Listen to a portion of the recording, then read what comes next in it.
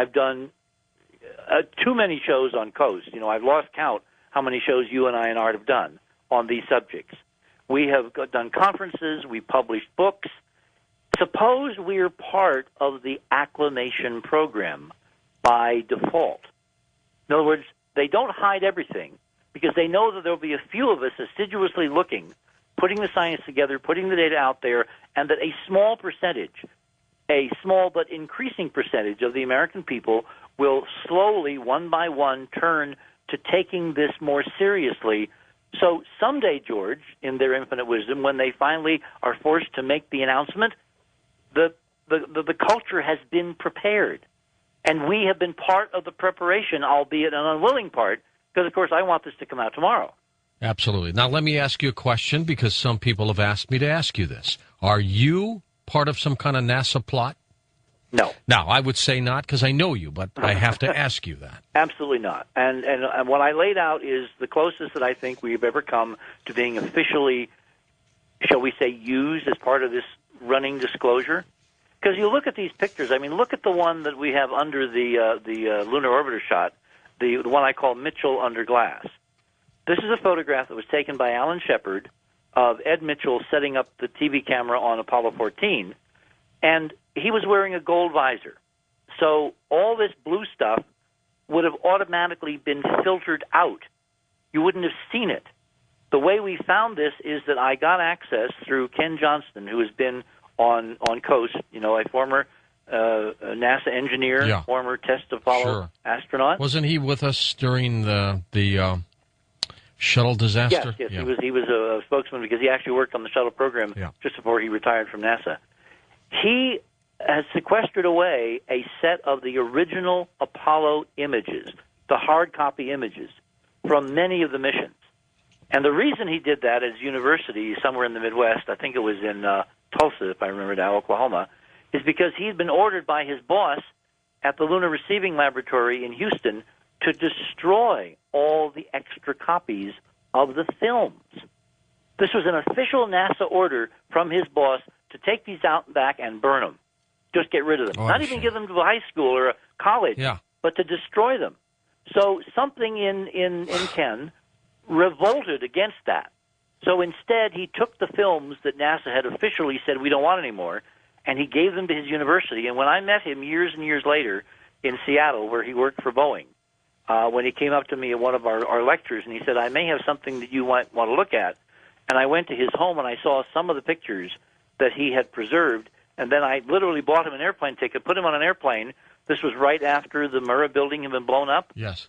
And he flew into Tulsa to try to get the rest of the pictures from his university, and like the Apollo 11 tapes, they had gone missing. We've got a story up as a feature article on coasttocoastam.com. I read it Friday. Lex has the story posted with pictures as well about basically someone who worked for NASA, and it was his job to collect these pictures that you're talking about now, and he had a contact at the Department of Defense at the Pentagon where he had to take these pictures, Richard, gave it to him, and then he never, ever heard from the guy again. And these were apparently very revealing pictures. You got a moment during the break. Go to our website, coasttocoastam.com, Richard, and just take a look at the feature story. That'll be fascinating for you as well. I'm George Noory, back in a moment with Richard C. Hoagland. I tell you what, we're going to talk about Mars, but we'll also open up the phone lines. It's already our final hour, how fast time goes by. So we'll give you an opportunity to chat with Mr. Hoagland as well. And welcome back to Coast to Coast. I'm George Noory with Richard C. Hoagland. We'll take your calls this hour as well with Richard. Richard, this is the 30th anniversary of the Viking mission, is it not? It certainly is, George, and it doesn't seem like 30 years, I got to tell you. That has been. Where does the time go? It flies by. It absolutely flies by. Now, by the way, before we get off on Mars, let me make one more point about the moon. And I do want to make a couple more points about some substantive things in terms of artifacts.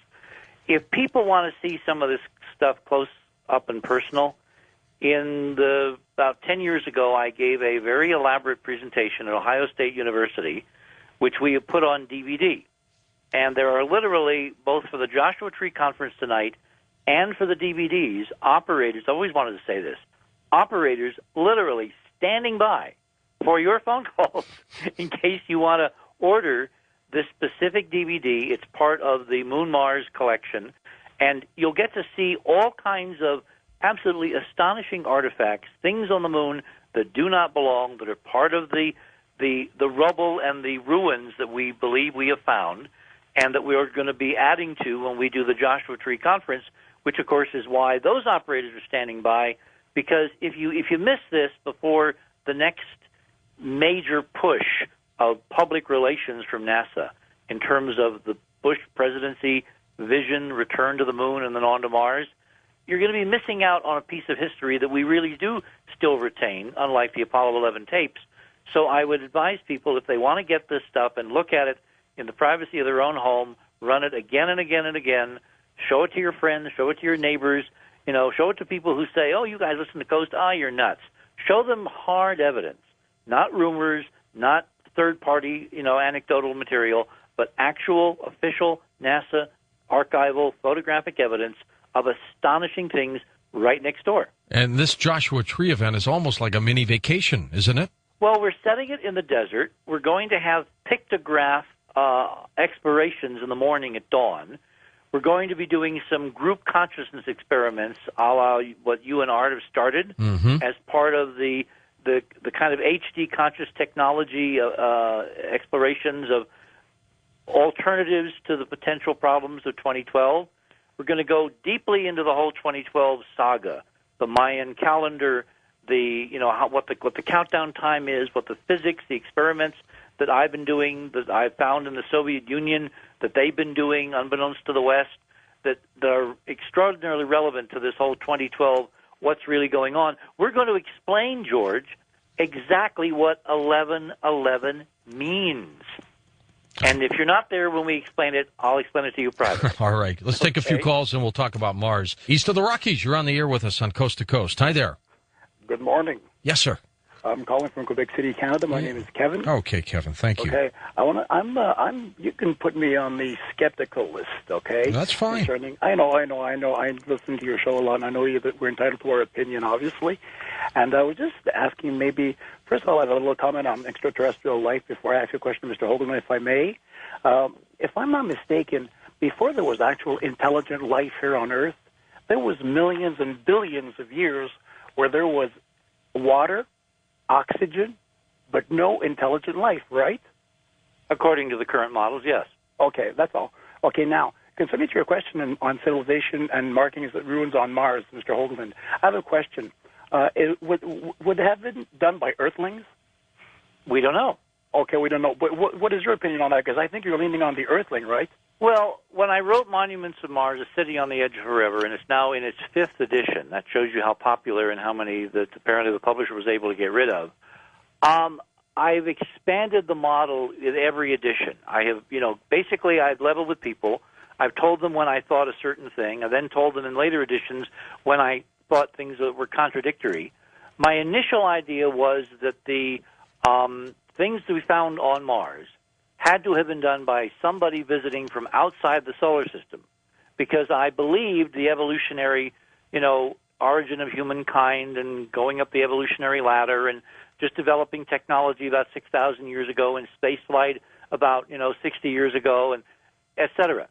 Now, given what I know about ancient history, given what I know about what we found on the moon, given what I know about extraordinary technology discovered by mainstream science, which has no place to be placed in that evolutionary timeline, I could easily be convinced that we're looking at stuff that was done by a previous high-tech civilization here on Earth, and we simply, because of planetary catastrophes or amnesia or some cultural thing that swept over the planet, we totally forgot what we used to be able to do, and we've been climbing back to the capability to go out and look at our own stuff. I could totally buy that, because I'm not sold on any one model to explain it. The thing I am sold on is the evidence, the data is real. There are really ruins on the moon and on Mars, and somebody did it, and I'm waiting for the day when I can find out who did it. Talk about synchronicity, Richard. This week we have Michael Cremo on the program. Yes. Robin and I were just, commenting to each other that we're going to stay up tomorrow night, because Michael's an old friend, and he has one heck of another perspective on the idea that